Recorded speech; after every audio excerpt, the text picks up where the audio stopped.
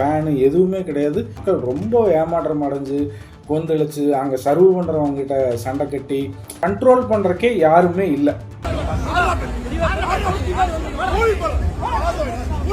1,00,000 பேத்துக்கெல்லாம் சர்வசாதாரணமாக பண்ணி எல்லாரையும் திருப்திப்படுத்தக்கூடிய ஆட்கள். சாப்பிட்றவன் உட்காந்து நிம்மதியாக சாப்பிட்றவன் பூரா தரையில் உட்காந்து சாப்பிட்டாங்க அத்தனை பேர்.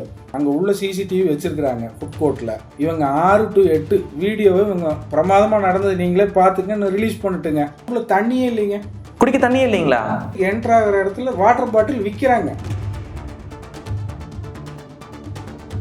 ஒரு 1/2 மணி நேரம் நான் அந்த லைனில் நின்று எனக்கு அந்த வெக்கையில் நெருக்கத்தில் இப்படி போய் இதை திங்கணுமா அப்படின்னு சொல்லிட்டு வெளியில் வந்துட்டேன். நான் 800 ரூபாயை கொடுத்துட்டு போய் அந்த 400 டிஷ்ஷை நான் கண்ணிலேயே பார்க்க முடியலங்கிற வருத்தம் அத்தனை பேருக்குமே இருந்ததுங்க. அது எவ்வளோ ரொம்ப தவறான ஒரு செய்தி. இப்போ கோயம்புத்தூருக்குன்னு ஒரு கெட்ட பேர் ஆகி போச்சுங்க.